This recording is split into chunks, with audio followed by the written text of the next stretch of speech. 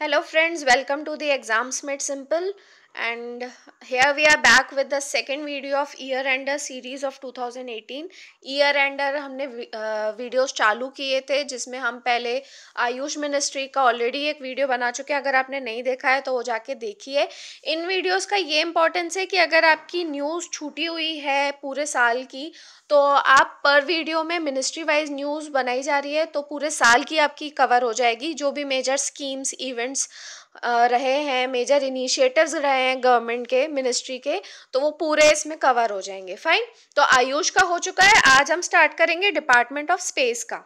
तो department of space शुरू करने से पहले कुछ मेजर फैक्ट्स देख लेते हैं, जैसे कि about ISRO, that is Indian space research organisation.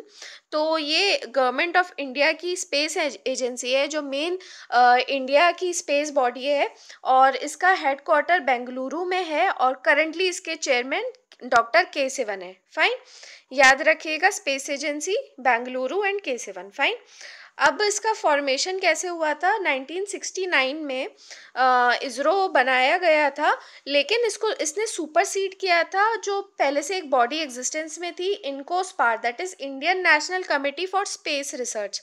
तो ये इनकोस्पार जो थी स्पेस के लिए, पहले केवल स्पेस रिसर्च के लिए थी, और ये 1962 में बनी थी, और इसे हटा के 69 में इसरो को बनाया गया था।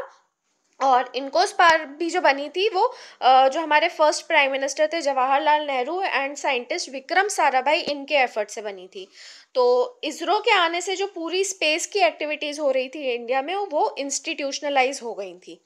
And ISRO is managed by the department of space which reports to the prime minister of India. याद रखना, department of space directly prime minister को रिपोर्ट करता है।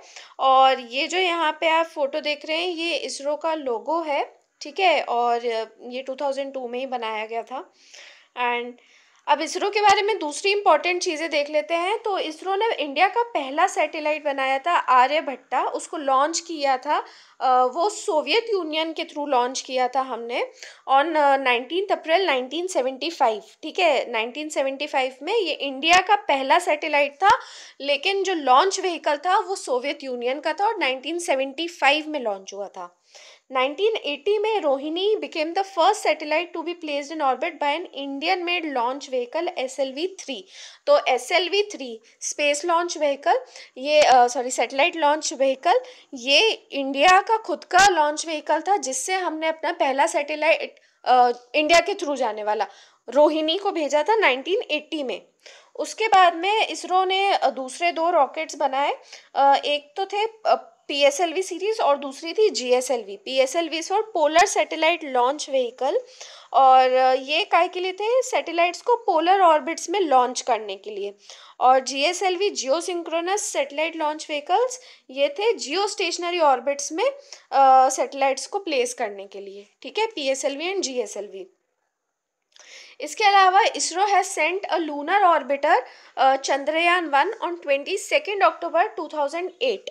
तो 22 अक्टूबर 2008, रिमेंबर द डेट, इस डेट को चंद्रयान-1 जो हमारा पहला लूनर ऑर्बिटर है, ठीक है, तो वो भेजा गया था, या मून मिशन। और दूसरा एक Mars orbiter, that is MOM, Mars orbiter mission हमने सेंड किया था ऑन 5 नवंबर 2013। ठीक है, 2008 में लूनर ऑर्बिटर और मार्स ऑर्बिटर इन 2013।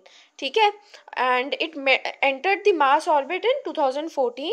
और ये याद रखिएगा कि इंडिया पहला ऐसा नेशन बन गया था जिसने पहले ही अटेम्प्ट में सक्सेसफुली अपने सैटेलाइट को मार्स ऑर्बिटर में प्लेस कर दिया था। ठीक है, so it was our first attempt and it was successful. और इसके अलावा ISRO is the fourth space agency in the world as well as the first space agency in Asia to reach Mars orbit. ठीक है, इसरो की जो commercial wing है उसका नाम है अंतरिक्ष कॉरपोरेशन। ठीक है, अंतरिक्ष या अंतरिक्ष, ये कमर्शियल विंग है, और जितनी भी बिजनेस डील्स वगैरह होती हैं वो इसी के थ्रू होती हैं।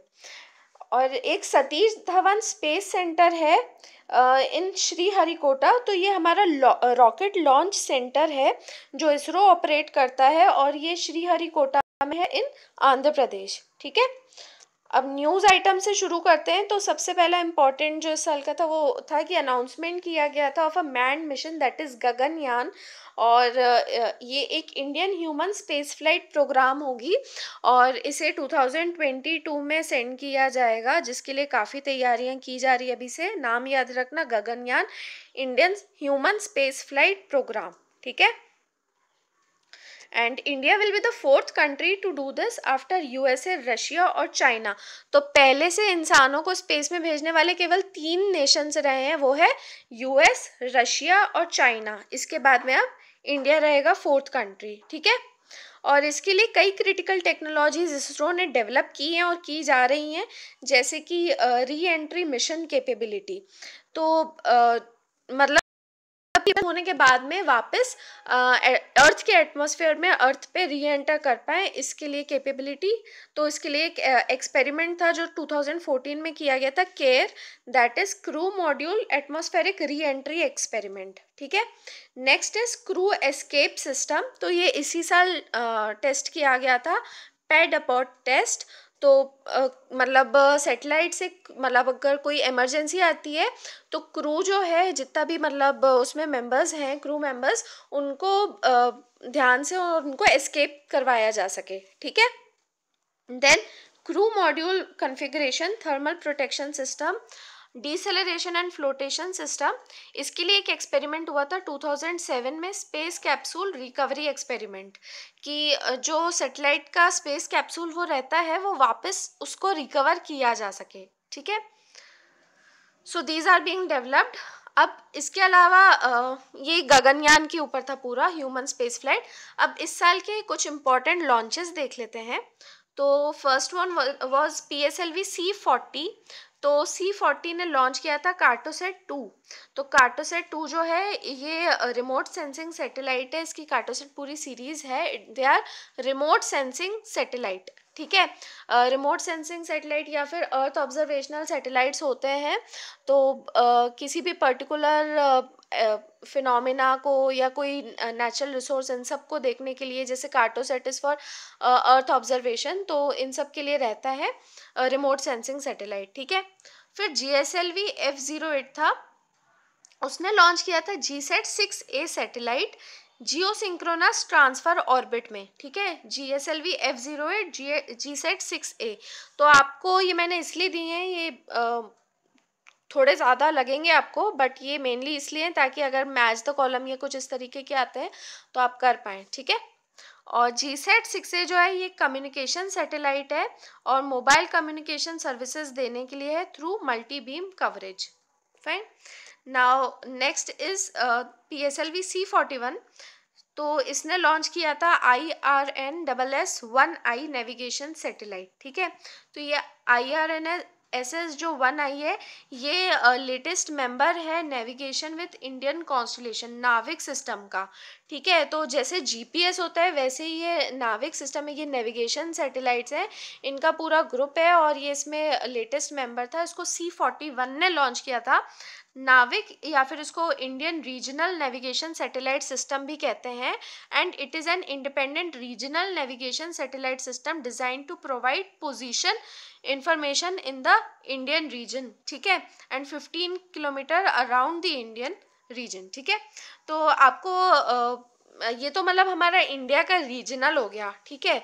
तो इसके अलावा पहले और कौन से रीजनल ऐसे पोजिशनिंग सिस्टम्स रहे हैं, उनके नाम आपको मेरे को कमेंट सेक्शन में बताने हैं, फाइन। नाविक is the positioning system for India, ठीक है। याद रखिएगा, केवल इंडिया और उसके आसपास के 1500 kilometre around the Indian mainland, ठीक है। इंडियन मेनलैंड यानी कि apart from Lakshadweep and Andaman island, जो बाकी का इंडिया का पार्ट है वो इंडियन मेनलैंड कहलाता है, ठीक है। नाउ PSLV C42, तो इसने 2 सैटेलाइट्स लॉन्च की थे, नोवासार एंड S14। तो ये यूके की एक कंपनी के लिए हैं, so not very important. Next is PSLV C43। Now this is important, इसने लॉन्च किया हाइसिस। और हाइसिस जो है ये एक अर्थ ऑब्जर्वेशन सैटेलाइट है, जिसकी लाइफ 5 ईयर्स की, ठीक है। ये भी अर्थ ऑब्जर्वेशन सैटेलाइट है और इसका प्राइमरी गोल क्या है, to study the earth surface in both visible near infrared and shortwave infrared regions of the electromagnetic spectrum. ठीक है, तो जो अलग अलग रेज रहती हैं उसमें अर्थ की सरफेस को स्टडी करने के लिए हाइसिस को लॉन्च किया गया है। ठीक है, विजिबल नियर इंफ्रारेड और शॉर्ट वेव इंफ्रारेड रीजन्स में। Fine. Next is GSLV Mark 3 D2। तो इसने लॉन्च किया था GSAT-29 कम्युनिकेशन सैटेलाइट। तो सबसे पहले GSLV Mark 3 जो है ये एक 3 स्टेज का हैवी लिफ्ट लॉन्च व्हीकल है जो कि इसरो ने बनाया है। फाइन। और GSAT-29 जो है ये multi band multi beam communication satellite है और जो नई टेक्नोलॉजीज़ हैं उनको टेस्ट करने के लिए है। एंड इसमें KU और Ka बैंड के पेलोड्स हैं। और GSAT-29 का अगर मेन पूछा जाए यूज़ क्या है तो it is to cater to the communication requirement of users including those from remote area specially from Jammu Kashmir and north eastern regions. तो जो रिमोट एरियाज़ हैं जहाँ पे नॉर्मली कम्युनिकेशन की फैसिलिटीज़ अवेलेबल नहीं होती हैं वहाँ पे कम्युनिकेशन प्रोवाइड करने के लिए GSAT-29 है। याद रखिएगा, communication satellite. Fine. Now, ISRO's most advanced high throughput communication satellite GSAT-11। तो GSAT-11 हाई थ्रूपुट कम्युनिकेशन। तो हाई थ्रूपुट किसको कहते हैं? जब वो काफ़ी ज़्यादा इंफॉर्मेशन केटर करे और बहुत बड़े एरिया के लिए, तो उसको हाई थ्रूपुट कहते हैं। एंड ये ज़्यादा मतलब रेट में कनेक्टिविटी प्रोवाइड करने के लिए जो इंडियन मेनलैंड के यूज़र्स और आइलैंड के यूज़र्स सबके लिए ये अवेलेबल है और काफ़ी ज़्यादा डेटा इससे ट्रांसमिट हो सकता है। नेक्स्ट इज़ GSLV F11 और इसने लॉन्च किया था GSAT-7A। ठीक है, ये एक मिलिट्री कम्युनिकेशन सैटेलाइट है, ये दिसंबर में ही लॉन्च हुआ था और ये इंडियन एयरफोर्स और आर्मी के लिए लॉन्च हुआ है। कम्युनिकेशन सैटेलाइट है GSAT-7A। ठीक है, और ये हेवीएस्ट सैटेलाइट है जो GSLV ने लॉन्च किया है with indigenously developed cryogenic stage. तो मतलब ये समझ लीजिए कि इंडिजिनसली भेजने वाली ये सबसे ज़्यादा हेवीएस्ट सैटेलाइट है।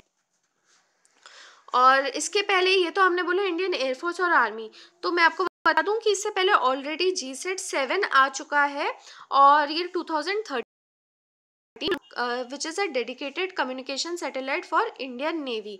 ठीक है, तो इसने नेवी को पूरी तरीके से इंडिपेंडेंट बना दिया था और उसको फॉरेन सैटेलाइट्स पे रिलाई करने की कोई ज़रूरत नहीं पड़ रही थी। Fine. Now, next news is about the discovery of a sub-Saturn और super Neptune size planet। ठीक है, तो ये एक एपिक करके एक प्लैनेट है जो कि डिस्कवर किया गया है एक टीम द्वारा जिसको लीड किया था प्रोफेसर अभिजीत चक्रवर्ती ने, who is of physical research lab of Ahmedabad. And ये जो प्लैनेट है इसका mass is 27 times the mass of earth. ठीक है, तो अर्थ के मास का 27 गुना है और एक सन जैसे एक स्टार है उसके उसके अराउंड इसका पता लगाया गया है और इसको एपिक और ये कुछ नंबर है और K2 भी कहा जाएगा।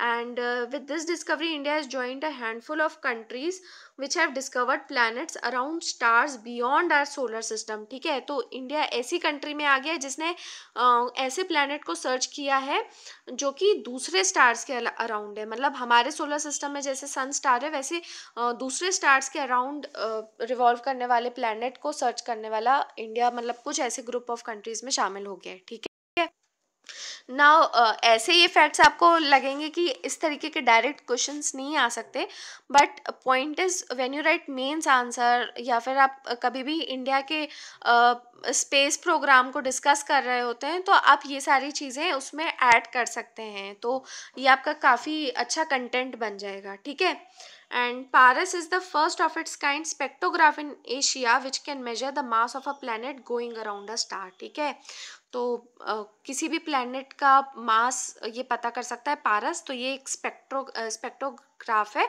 और ये ऐसा एशिया का पहला है। ठीक है, नाउ पेड अपॉट टेस्ट ये 2018 में ही हुआ था। तो ये क्रूज क्रू के लिए है, जो कि अभी हमने बोला कि गगनयान जो जाना है 2022 में ह्यूमन स्पेस फ्लाइट, उसके लिए ज़रूरी है ताकि क्रू मेंबर्स को सक्सेसफुली पहुंचाया जा सके, वापस लैंड करवाया जा सके.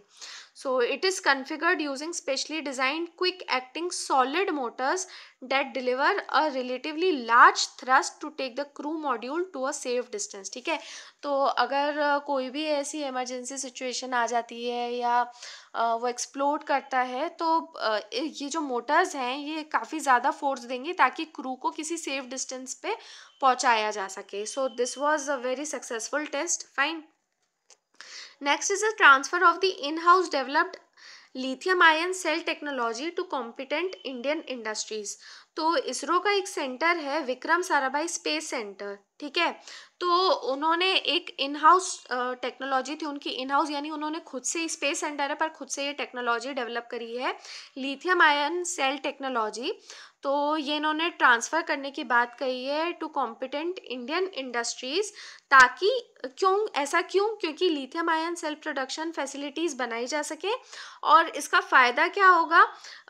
It is to enable zero emission policy of India. ठीक है, तो ये काय के लिए है? For the development of indigenous electric vehicle industry. तो जो इलेक्ट्रिक व्हीकल्स होते हैं उनमें एमिशन ज़ीरो रहता है, तो उस चीज़ को डेवलप करने, अब इलेक्ट्रिक चीज़ में आपको बैटरी लगेगी, तो लिथियम आयन ये एक टेक्नोलॉजी का यूज़ करके बैटरीज बनाई गई हैं और उसको ट्रांसफ़र करने का ऑफ़र दिया है. Fine. Now there was an MOU between ministry of home affairs and ISRO. तो ये MOU यानी मेमोरेंडम ऑफ अंडरस्टैंडिंग ये था for setting up of an state-of-the-art integrated control room for emergency response in the Ministry of Home Affairs. तो जो Ministry of Home Affairs है उसी में ये बनाने के लिए integrated control room for emergency response, इसके लिए MOU हुआ था. और this will cater to the requirement of disaster management as well as internal security. तो डिज़ास्टर्स के लिए भी और इंटरनल सिक्योरिटी के लिए भी इस कंट्रोल रूम का यूज़ किया जाएगा. Fine. Then there were a memorandum of understanding.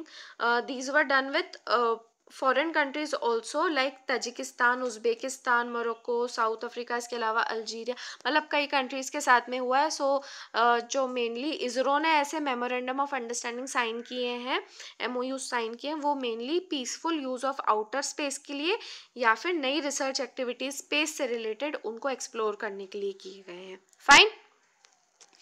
तो यही था पूरा डिपार्टमेंट ऑफ स्पेस के बारे में, जो इस साल की पूरी 2018 की आपकी जो भी मेन इंपॉर्टेंट न्यूज़ थी. इसके अलावा इसरो का पूरा हमने देख लिया, उसका फाउंडेशन, उसके चेयरमैन, ये सारी चीज़ें हमने देख ली, कैसे बना, क्या क्या किया है आज तक, first satellite and first launch vehicle, आज तक के डेवलपमेंट्स और जो होने वाला है. सो I hope you would have liked all these things. और क्वेश्चंस कुछ देख लेते हैं. So you have to tell me who are the first and second chairmen of ISRO. Next you have to tell me what are the various frequency bands on which satellites operate. ठीक है, जैसे हम अभी देख रहे थे KU KA, तो ये आपको मेरे को बताने कौन से अलग अलग फ्रीक्वेंसी बैंड्स होते हैं जिसपे सैटेलाइट ऑपरेट करते हैं. Next you have to tell me the difference between geosynchronous and geostationary and sun synchronous orbits. ठीक है, तो इनमें क्या क्या डिफरेंस है ये बताना है. And last but not the least you have to tell me what is avex. ठीक है, मैं इसका फुल फॉर्म आपको नहीं बता रही हूँ, ये आप ही मुझे बताएंगे और ये किस लिए है इसका मुझे आप जवाब देंगे कमेंट सेक्शन में. So that was all friends. I hope you are liking our year end reviews. और इस सीरीज़ को कंटिन्यू करना है कि नहीं, आप फीडबैक देते रहिएगा, इसको शेयर करते रहिए and keep loving us and have a nice day. Thanks.